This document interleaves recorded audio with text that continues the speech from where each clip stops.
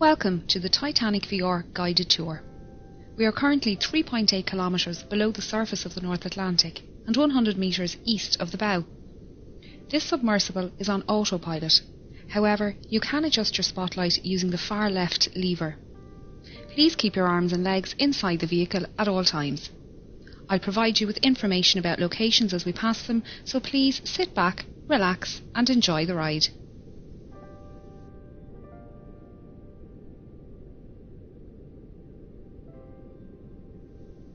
The RMS Titanic was the second White Star Line Olympic-class ocean liner, the first being RMS Olympic and the third being HMHS Britannic. She was 269 metres long, 28 metres wide and 72 metres tall from the bottom of her keel to the top of her masts. At 46,328 tonnes, she was the largest ship built at the time, being only slightly bigger than Olympic. Olympic and Titanic were the 400th and 401st hulls laid by shipbuilders Harland and Wolff in their Belfast shipyard in Northern Ireland. The two ships were built side by side, with work on the Olympic begun first. Everything on RMS Titanic was massive. This centre anchor was at the time the largest anchor forged by hand and weighed in at over 15 tonnes. The centre anchor and the two bower anchors were made by Noah Hingley and Sons in their workshop in Dudley, England. The anchors were transported to Belfast by horse, train and ship before being installed. It took 3 years to construct Titanic, but by the 2nd of April 1912, Titanic was completed and taken out to the Irish Sea for her trials. She was certified as seaworthy by the British Board of Trade and ready for her maiden voyage. She would be servicing the transatlantic route, a journey from Southampton, England to New York, USA, with stops at Cherbourg, France and Queenstown, Ireland. RMS Titanic carried mail and cargo as well as passengers. She had 6 cargo hatches with numbers 1, 2 and 3 forward and 4, 5 and 6 aft. On our left is the number 1 hatch, the access point for the forwardmost cargo hold. The hatch cover can be found lying about 100 metres in front of the bow. It was blown off this hatch when the bow impacted the ocean floor and the water inside was forced up and out of the ship. After departing Southampton on the afternoon of Wednesday the 10th of April, RMS Titanic began her 5,360 kilometres journey to New York City. She was due to arrive in the early hours of Wednesday the 17th of April, but with calm ocean conditions and good weather, it was possible she could arrive early on Tuesday evening instead. The night of the 14th of April was moonless and a light fog was developing on the horizon. Titanic's captain Edward Smith had received a number of ice warnings during the day and had changed their course so they were further south to avoid the affected areas. The captain retired to bed and First Officer William Murdoch took charge of the bridge as officer of the watch. Titanic steamed ahead through the night while lookouts Frederick Fleet and Reginald Lee searched the horizon for small ice. They were standing here in the crow's nest when at 11:40 p.m. Fleet spotted an iceberg directly ahead. He rang the warning bell 3 times to indicate an obstacle ahead and phoned the bridge. Murdoch gave the order, hard a starboard, and the ship turned to port, but it was too late. Titanic struck the iceberg on her starboard side.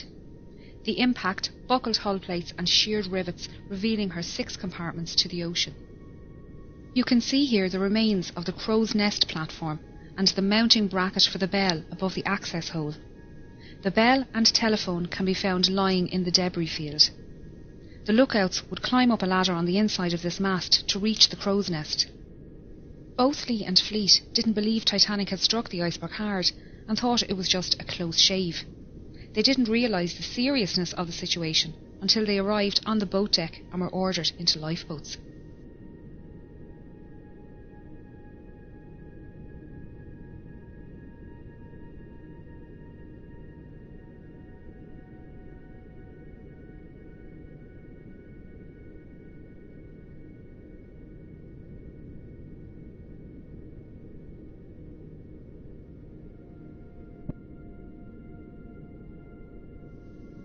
We are now heading down the number 2 hatch to reach the main cargo hold and mail room.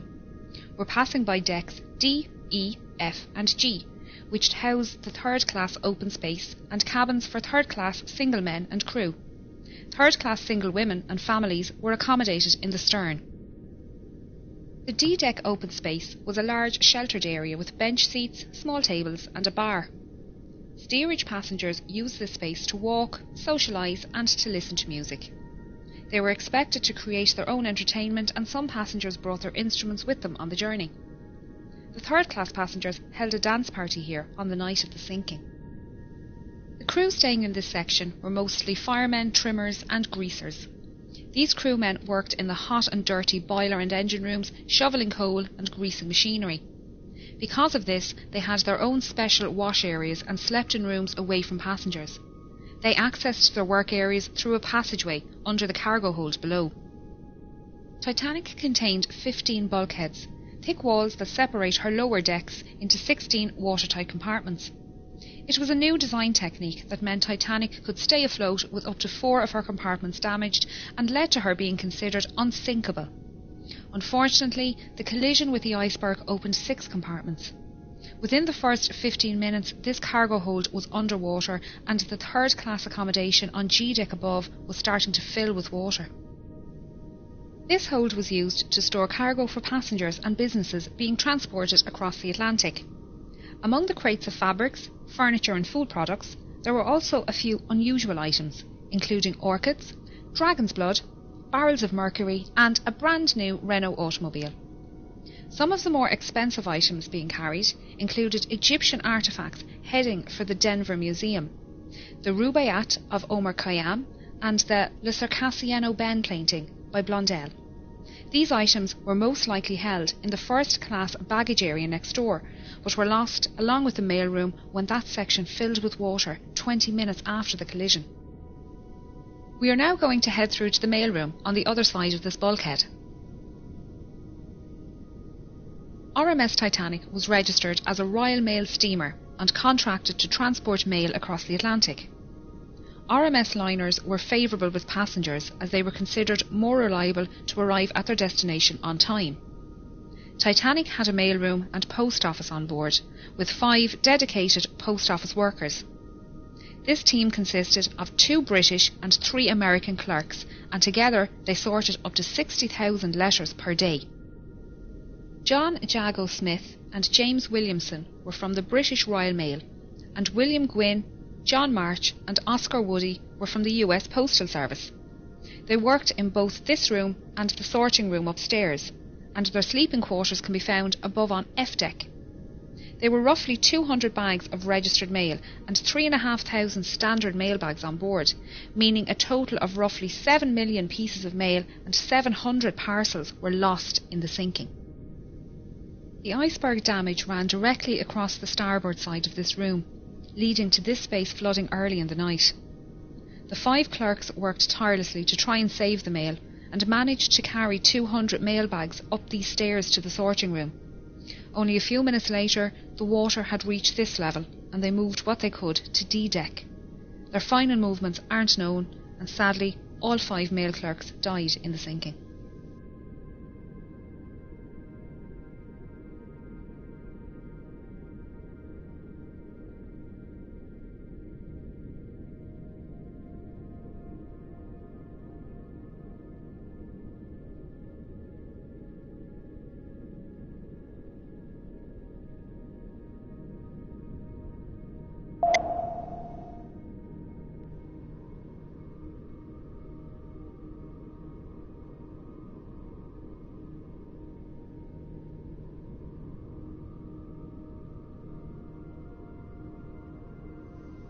As the iceberg slid down the side of the ship, Murdoch ordered a hard aport, swinging Titanic's stern out of the path of the iceberg. He also closed the watertight doors, isolating the flooding to those damaged compartments. The forward 3 hatches, along with the peak tank and boiler rooms 5 and 6, were breached. The openings were long and thin, where the iron plating had separated and exposed a total area of little over 1 metre squared. After the collision, RMS Titanic stopped and almost immediately took a starboard list. The captain organised a group to go below and inspect the ship for damage. When they returned, Chief Designer Thomas Andrews was summoned to the bridge and given the damage report. Knowing the volume of each breached compartment and the initial rate of flooding, he calculated Titanic would sink within 60 to 90 minutes. The captain gave the order for the lifeboats to be prepared. Passengers who were woken by the impact were starting to make their way onto the decks. Many found large chunks of ice here on the forward well deck and shaved ice falling through open portholes on sea deck. Third-class men had an impromptu football match, and first-class passengers joked about keeping pieces of ice as souvenirs for the journey. While exciting, passengers didn't believe they were in any danger, and most returned to their cabins soon after. We're now moving up to the bridge and then over to the Marconi radio room. RMS Titanic was not only luxurious, but also the height of technology at the time. She had a Marconi radio set on board and could send messages to other ships and stations up to 3,200 kilometres away. The fore and aft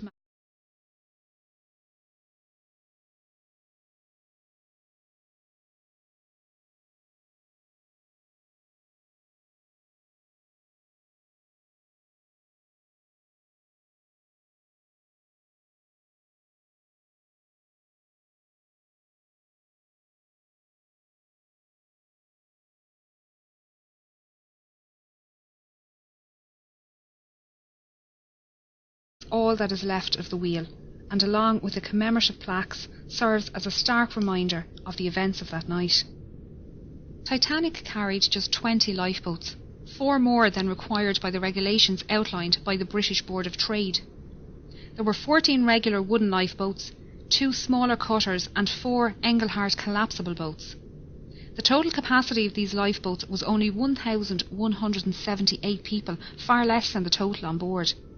This fact must have weighed heavily on the captain's mind as he specified the boats to be filled with women and children first. Many passengers refused to board lifeboats, believing they would be safer on board Titanic. Just over an hour after the collision, the first lifeboat left the sinking ship. By 2 a.m, only her 4 collapsible lifeboats remained unlaunched. This is davit number 1, the only davit remaining in a standing position on the wreck. It was used by First Officer Murdoch to lower Lifeboat 1 and Collapsible C, and was in the process of lowering Collapsible A when the bridge suddenly ducked under the water at 2:15 a.m. The officers, crew and passengers alike were washed from the decks by the resulting wave, and the lifeboat floated away upright and empty.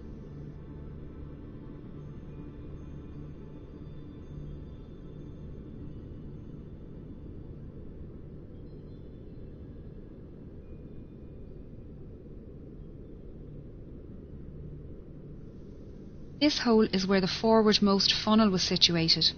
As the bow dipped under the surface, the funnel fell forward and crushed the starboard bridge wing and the people swimming in the water nearby. The stern rose out of the water, peaking at an angle of around 15 degrees. This placed stress on Titanic's keel, which buckled and twisted, tearing the ship in half and sending the waterlogged bow plummeting to the ocean floor. The tear wasn't clean, with the decks failing to hold at varying positions. The stern, now rapidly filling with water, bobbed on the surface for a few minutes before slipping under. Those in lifeboats had rowed far away from the ship for fear of being pulled under by the suction as Titanic sank. They were now left to decide whether they remained safe in their boat or try to rescue some of the 1,500 people floating in the freezing water. If they returned to the wreckage, they risked being capsized by panicked swimmers trying to climb into their lifeboat. It was a hard decision, and many decided the risk was too great. Only 3 boats pulled people from the ocean that night. Most people in the water succumbed to hypothermia within 15 to 20 minutes, their life belts keeping them afloat. A few managed to make their way to the unlaunched collapsibles A and B and pulled themselves aboard. Here they waited, in the dark, not knowing how long they would be floating on the open sea. The opening ahead of us is the Marconi room skylight. We're now going to descend into the room to learn about the rescue.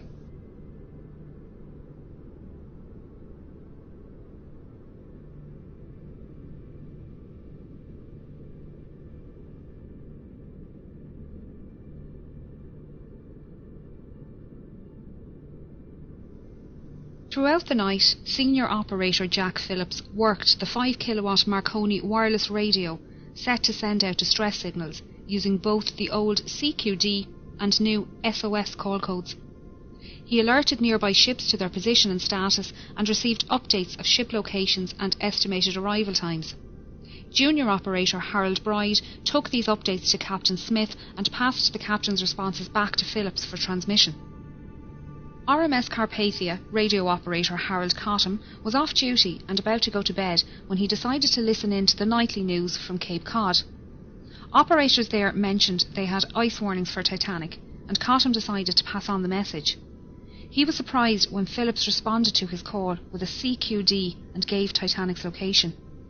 Cottam immediately took the message to Carpathia's captain, Arthur Rostron, who ordered all hands on deck and told Cottam to let Titanic know they were on their way.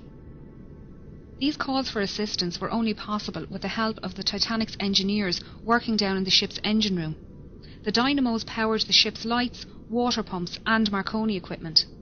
As Titanic took on more water, her engines began to fail and the signal strength weakened. Bride adjusted the current and motor speed to find the strongest spark, while Phillips tested the equipment in the room next door. Bride's final settings can be seen on the wall here.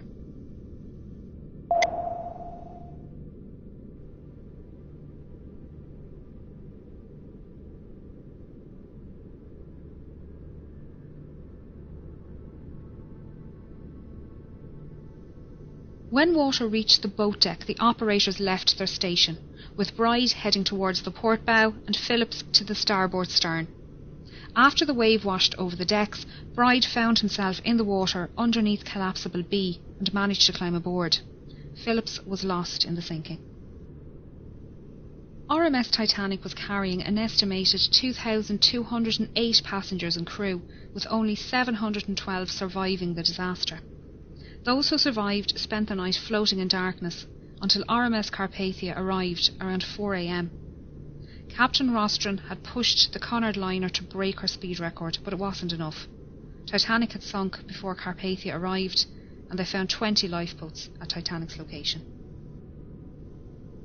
Unfortunately, the exact number of victims is unknown, as there were many last-minute ticket purchases and cancellations, and the documentation was lost along with the ship. Of the 1,317 known passengers, over half were travelling third class, or steerage as it was called.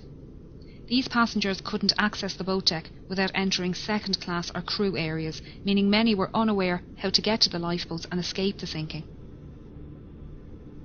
Passengers from different classes were strictly separated and not allowed to visit each other's areas. This was mainly for health and immigration reasons, as all third-class passengers emigrating to the United States were taken to Ellis Island for a health check and processing before being allowed to enter the mainland. The US government was concerned about diseases entering the country, and all ships transporting people to the United States had to adhere to the segregation laws. First and second-class passengers had no issues making their way to the boat deck, as staircases provided both classes direct access. This forward grand staircase is one of the most iconic spaces within the ship and linked the floors accessible to first class from the boat deck through to F deck. Each deck contained stylised cabins, common spaces and state-of-the-art facilities.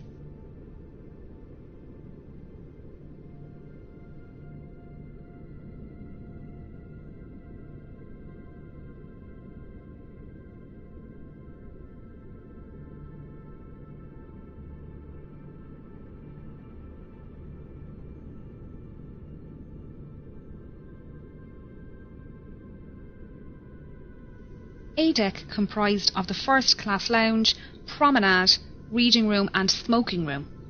The first-class smoking room contained the only functional fireplace on the ship. All cabins and other passenger areas of the ship contained either false fireplaces or electric heaters.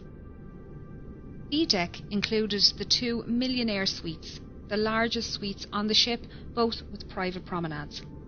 This deck also included the à la carte restaurant and Café Parisien, both managed by restaurateur Luigi Gatti. This restaurant and cafe were not included in the travelling fare like the dining saloon, and tables needed to be booked ahead of time.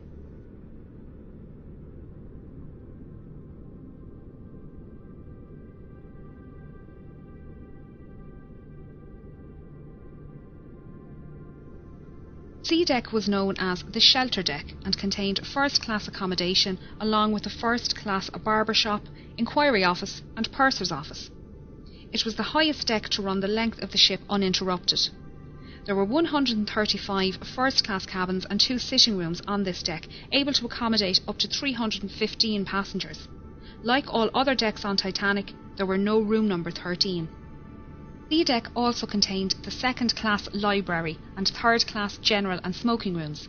These were situated in the stern section, currently located 600 metres south of the bow. There were 2 purser's offices on board, one for first class and one for second class. The offices were run by 6 pursers who handled passenger inquiries, cash and valuables in the safe, and issued tickets to the Turkish baths and swimming pool on F deck. First and second class passengers needed to register their arrival at their respective purser's office, and they were given maps of the ship. This office was also the first point of call if first class passengers wished to send telegraph messages using the new wireless technology on board. Chief Purser Hugh McElroy was well known among the first class passengers and crew, having served on White Star liners for 13 years. He often dined alongside passengers in the restaurant. During the cross-channel journey, McElroy kept a canary in his cabin, minding it during its delivery to a friend in Cherbourg. On the night of the accident, he was seen assisting with loading and lowering Lifeboat 9. He helped women enter the boat and spoke with owner Bruce Ismay. He was also seen on deck speaking with Assistant Purser Reginald Barker and surgeons William O'Loughlin and John Simpson. The friends were standing silently watching the last boats being lowered and spoke briefly with Officer Lightoller before shaking hands and saying their goodbyes.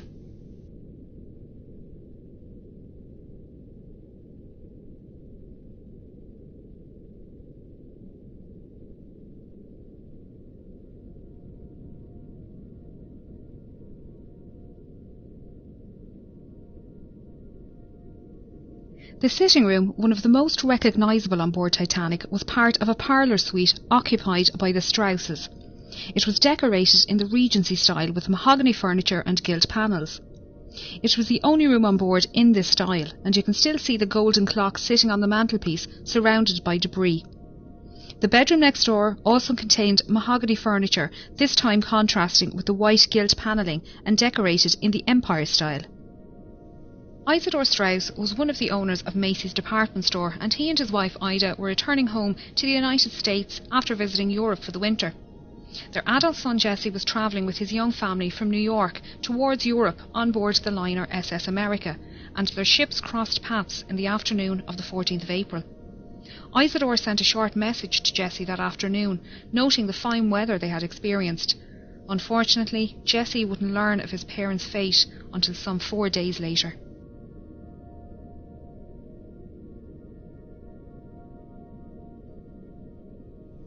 The elderly couple were woken by the slight bump as Titanic struck the iceberg and made their way up onto the deck after waking their maid and valet. When the time came for Ida to board Lifeboat 8, she entered the lifeboat but then realised her husband would have to stay on board. She stepped back out. Isidore and others tried to convince her to re-enter the boat, but she refused to leave without her husband. Ida helped their maid Ellen Bird into the boat and wrapped her fur coat around Ellen, saying she wouldn't be needing it anymore. Isidore and Ida were last seen sitting in deck chairs on the A-deck promenade holding hands. Isidore's body was recovered from the ocean, but Ida's was never found. The Strausses' parlour suite was just one of many specially designed first-class rooms. The 77 large staterooms were decorated in a range of different period styles.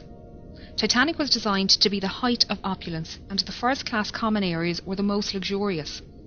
She mostly followed Olympic's design, but White Star Line made many changes to Titanic's layout and fixtures due to feedback from Olympic's maiden voyage. Some design changes can be seen on D-deck.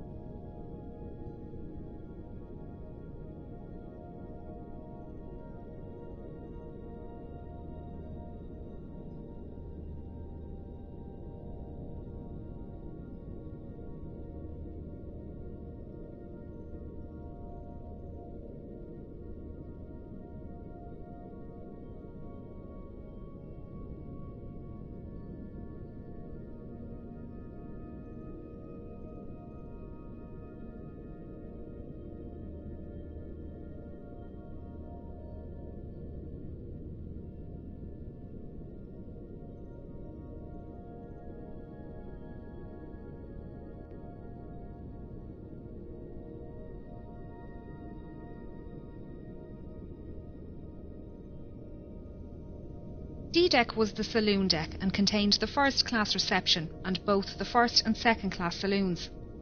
This was also the highest deck to accommodate all three classes.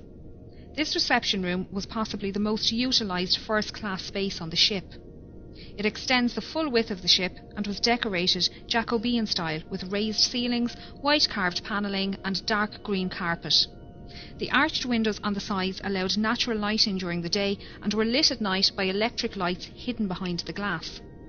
White wicker furniture with green cushions and potted palms completed the look, keeping the space open.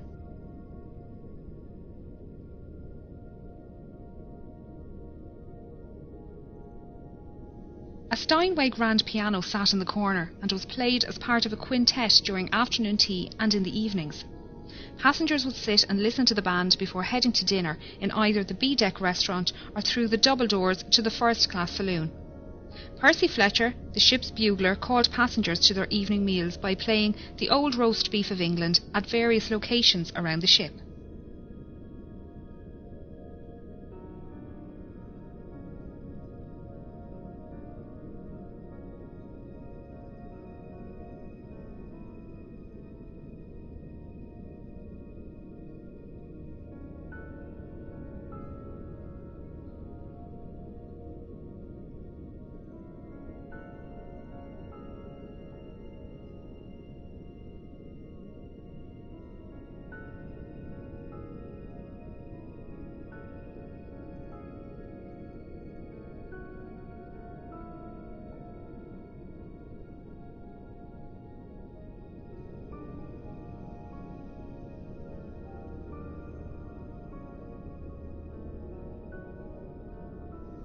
First-class passengers boarded and departed the ship via the gangway doors on either side of this room, or by the gangway doors directly above on B-deck.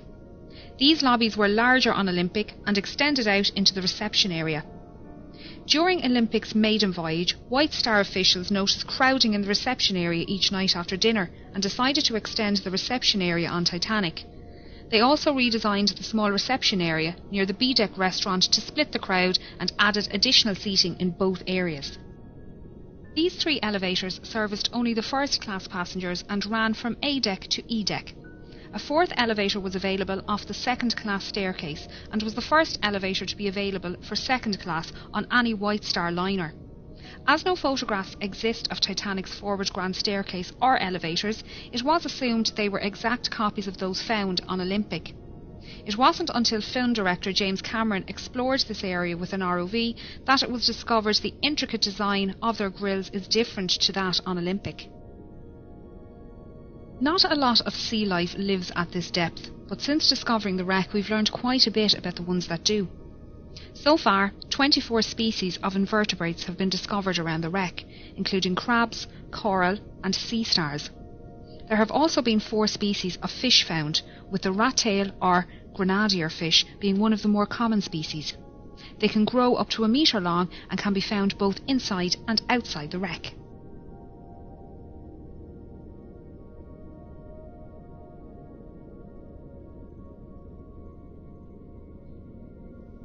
E-deck was also known as the upper deck and provided accommodation for first, second and third class passengers as well as most of the crew. An access corridor used by both crew and steerage ran almost the length of the ship on the port side, just behind this door. Named Scotland Road by the crew after the busy street in Liverpool, the 2.6 metre wide corridor allowed passengers to make their way to and from the dining saloons on F-deck and crew to reach their quarters. This side of the door was strictly first class only, and running down the starboard side were 45 staterooms. These rooms were alternative first or second class and were therefore not as luxurious as those on the decks above, but still comfortable. Many contained mahogany furniture with white enamelled brass beds.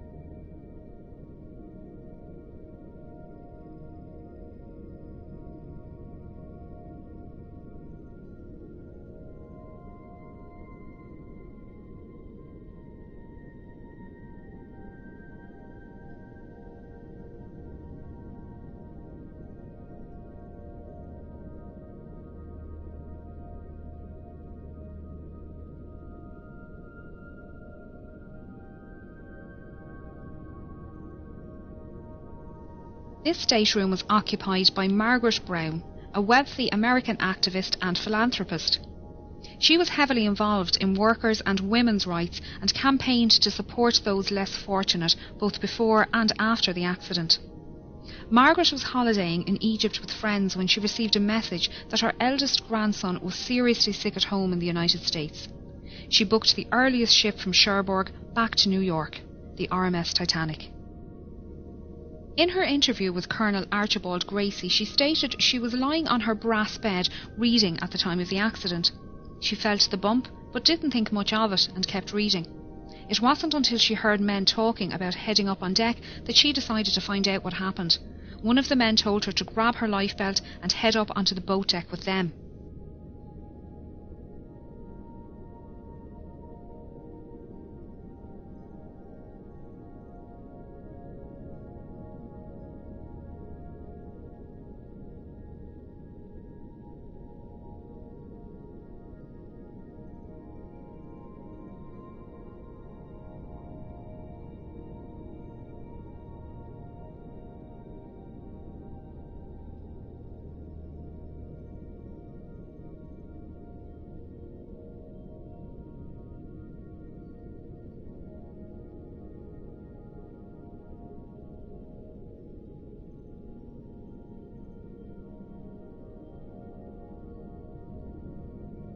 As they made their way up, she saw a group of men manually lowering the F-deck watertight doors from the access points in the floor here, directly outside of her cabin on E-deck.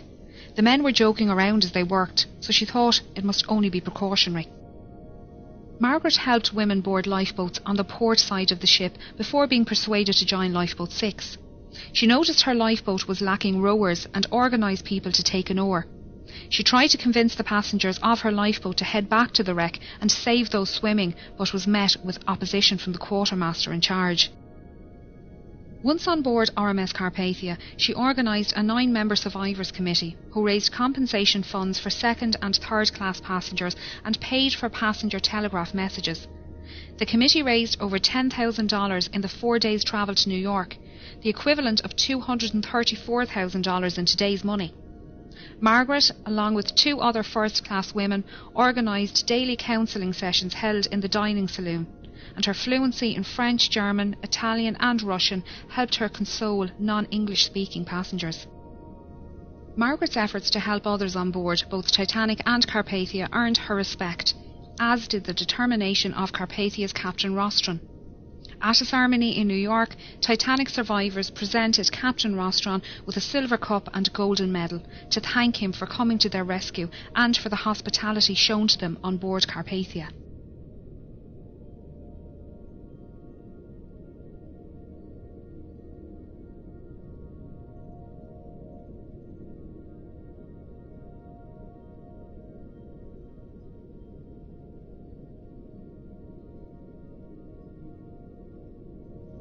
This watertight door is the one Margaret Brown watched being lowered from the floor above. On the other side of the door is the swimming bath and the linen storage rooms. Their state is unknown, although this area flooded around an hour after the accident and is expected to be in good condition due to the lack of water movement here. As we can see, the Turkish baths are well preserved. This was the cooling room, and first-class passengers would relax here after using the temperate, hot and steam rooms just off the side door. Passengers would change into towels using the change rooms in the starboard corner and store any valuables in the cabinet next to the vestibule.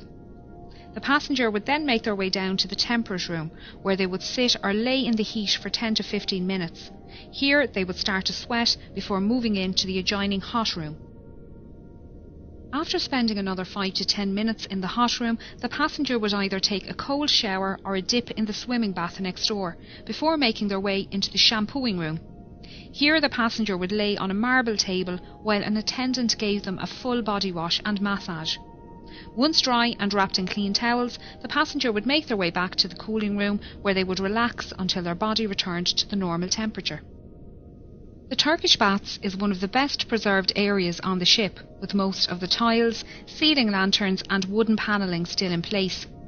The deep location within the wreck leaves it protected from destructive currents, although there is still sea life down here. The rust icicles, or rusticles, hanging from the ceiling are created by iron-eating bacteria. They come in different shapes and are incredibly fragile, disintegrating when touched. Along with the bacteria, fungi, shells, sand, clay and coal can be found within the rusticles.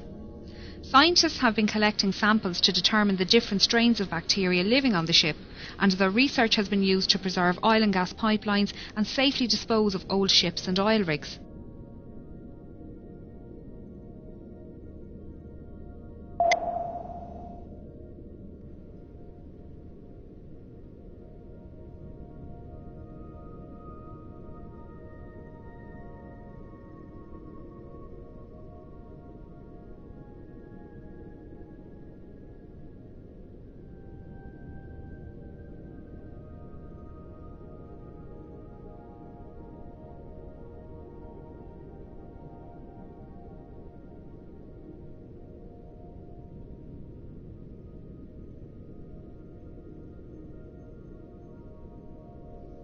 As first-class passengers rose up this staircase and made their way out onto the boat deck, they would have passed the band playing in this alcove next to the entrance. The band consisted of 8 musicians led by violinist Wallace Hartley. They usually played separately as a quintet and string trio at varying locations throughout the day. During the evacuation, the musicians began playing near the B-deck restaurant, before later moving up to this position near the forward grand staircase. They played mostly ragtime tunes to calm passengers standing nearby and draw passengers inside up to the boat deck. Some survivors state that the band played until the end and that the night was so quiet, even those in lifeboats away from the ship could hear the music. Many survivors claim that the hymn "Nearer My God to Thee" was the last song played, although it was also reported to be "Songed Autumna." Sadly, all 8 members died during the sinking, with only 3 remains recovered by the cable ship Mackay Bennett. Wallace Hartley was one of them, found with his violin inside his case and strapped to his body. The violin was an engagement gift from his fiancée, and it was returned to her following his death. Memorial monuments have been erected around the world to honour those who died at their posts as Titanic sank. The musicians playing on deck, the passengers who loaded lifeboats and then stood aside, the firemen and engineers keeping the dynamos running.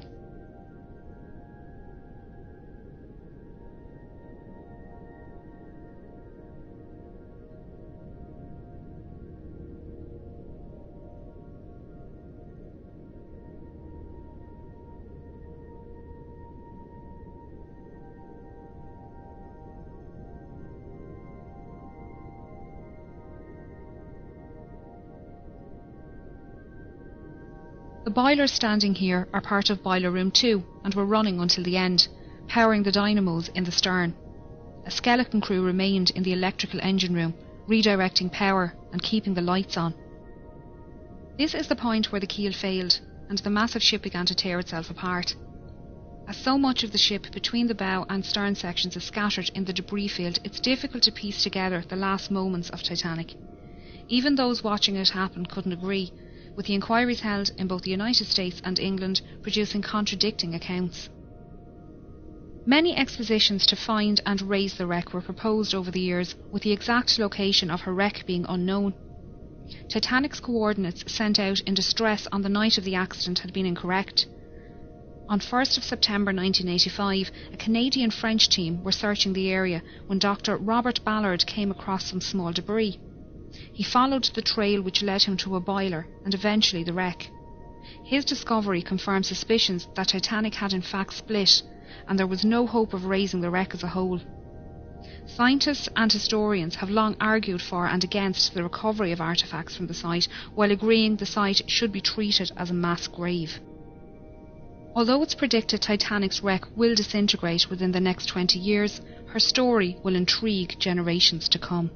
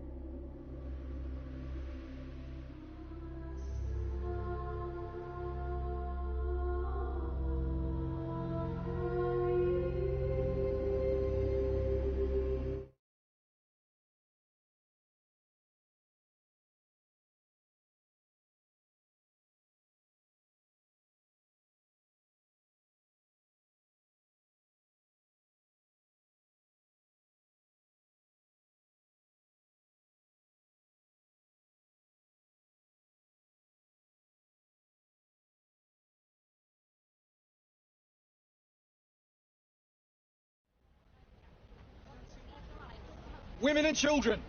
This way! Women and children! Head for that ship on the horizon. Transfer your passengers and tell their captain to come at once.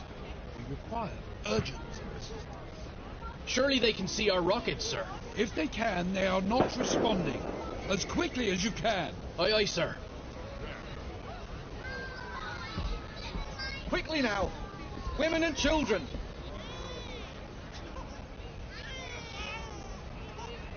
Quickly! The boats are leaving! Daddy, where are we going? Shh, love, we're going on a little adventure. We'll be back soon. Over here. Let's try this one. I'm afraid it's women and children only, sir. Please, sir, can't you see my wife needs help with the children? Sorry, sir. Captain's orders. What's the meaning of this? Is this a drill? Only a precaution, sir. Everyone will be back aboard in good time. John, I can't manage without you. I need you. We'll just have to for now. But Don't worry, Marie. I'll get on another boat. You go ahead with the children. Daddy, I don't want to go without you. John, I don't see any men boarding lifeboats. I'm sure there's other boats further down letting men board. Right, David, help your mother and sister board. Yes, Dad. I'm sorry, sir. Women and children only. For God's He's sake, just he's a boy. just a boy. What age is he? He's only 16. He'll have to stay on board with the other men. God's sake. Do something, John. Is there nothing you can do? My wife can't manage alone. I'm afraid not, sir. Captain's orders. Hey, the officers are letting the boys leave on the other side. You must hurry. Thanks, friend. Marie, take the baby. Look after Emily. We'll get on another boat. Emily, Daddy loves you very much. Be good for your mother and sister. We'll see you again soon. Daddy, don't go. You have to come with us. We won't be able to find you. Shush now, love. You're going on the boat with your mum and your sister. We'll be along shortly, I promise. Daddy, I don't want to go. Women and children. Go This straight to the boat next is leaving.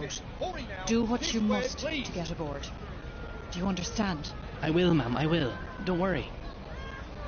Mind him, John. Right, Emily. Time to go. Be brave. No. Here, No, let me out. Daddy, Emily, please. go. You have to I go want with your go mother. you. Go. Please let me go with No. you. Dad, We'll be all right. Be please. good, child. We'll see you soon. We'll head straight for another boat. Women and children. Final call. Right, it's time to go. No. She must be terrified. Oh, the poor thing. No.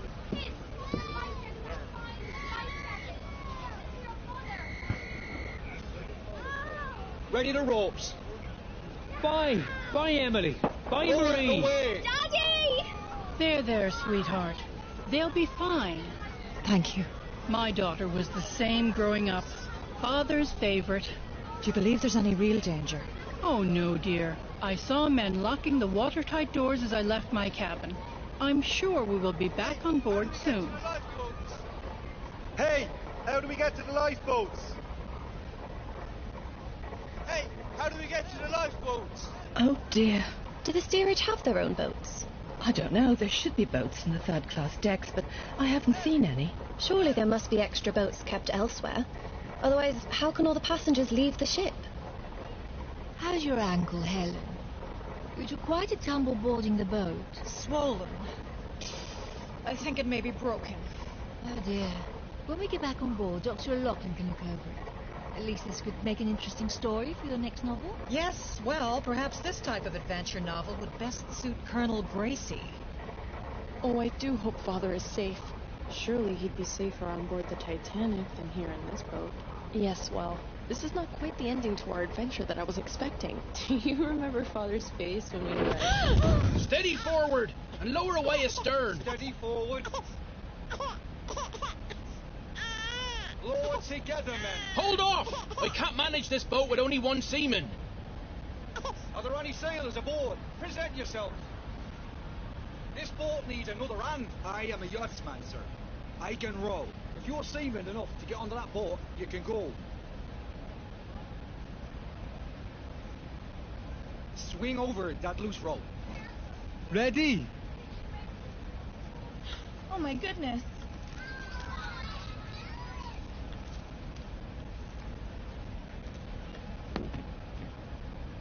There, by the oarlock. Thank you. Ready! Lower away! Lower together. It's so dreadfully cold tonight. Almost there, Mother. How long must we sit in these boats? Till morning. Be glad you're in here and not up there. I wasn't an unpleasant man. Mass was lovely this morning. How nice the captain attended. Yes, this is his last journey commanding a ship. Such a beautiful ship to retire with. There was a planned lifeboat drill this morning. They postponed it so the captain could attend Mass instead. Oh, perhaps that explains why the sailors on the deck seemed almost unprepared when lowering this lifeboat. And why our lifeboat has only 3 sailors. Yes, this whole affair has been managed rather badly.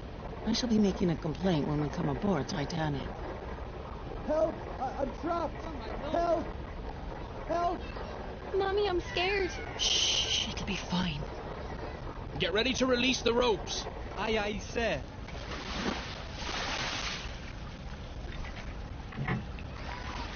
There's water coming in. Get that plug in. The boat will founder. I have it. You there. Stand on that plug. Make sure it doesn't come out. Well, I never... Man the oars. We need to leave this ship.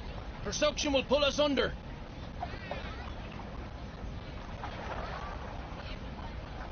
Pull! Hurry, damn you! Where are we heading? Towards the lights on the horizon, just off the port bow. Pull! Put your backs into it! We can help row. No! The men will row. I can steer the rudder, so you can row? No, you will not. Sit down. Look, child. Look what I have here. He's friendly. He won't bite. Would you like to hold him?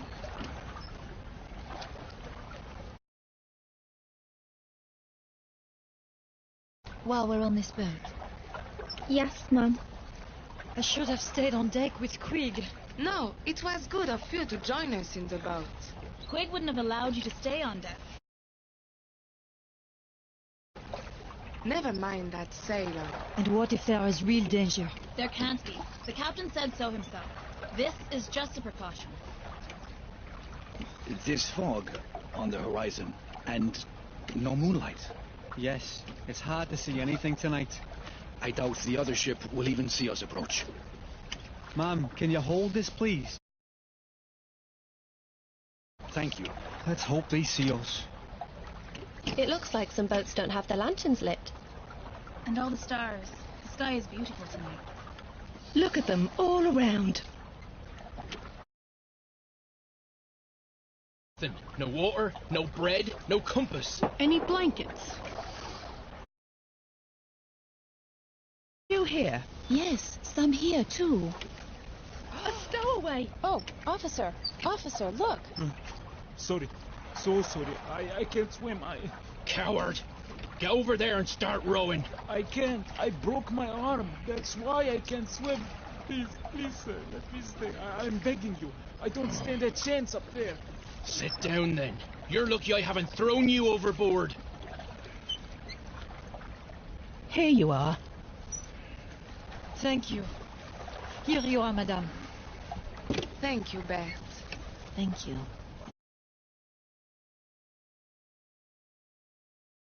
Thanks.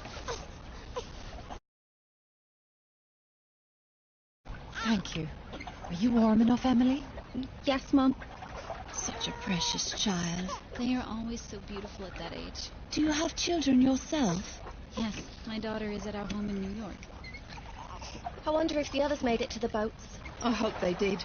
The boats must be all in the water by now. Do you have family on board? No. Our colleagues in the a la carte restaurant. We were allowed to go up to the boats, but the men are being held in the second-class dining hall. Oh, that's dreadful. Why aren't they allowed up to the boats? They have to wait until all the passengers have left the ship. But I did see Mr. Morget on deck, and the head chef, so they might have been let up early. Oh, I hope so. The ship is listing quite badly now.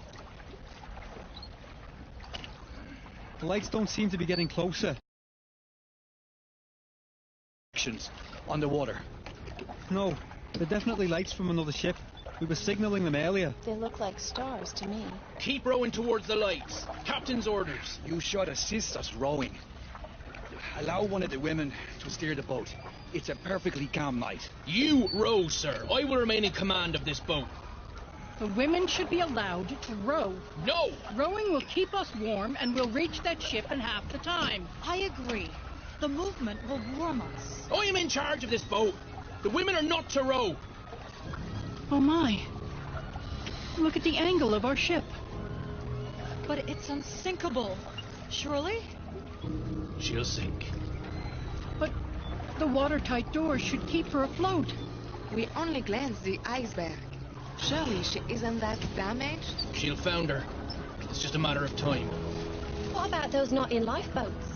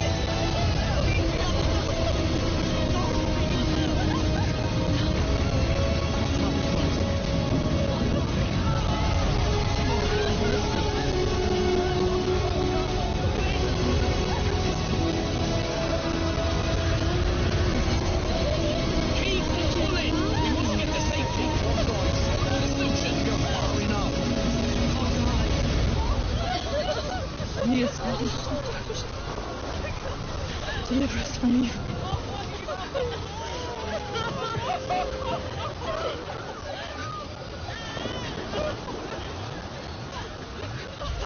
We must go back. No, if we go back, they will swamp the boat. People are dying. Can you not hear them? It's our lives now, not theirs. You cannot leave them. Please go back. There's nothing there but a lot of sticks. People are still alive. We aren't going back. That's final. I hope you will be able to live with yourself after this. What about Daddy?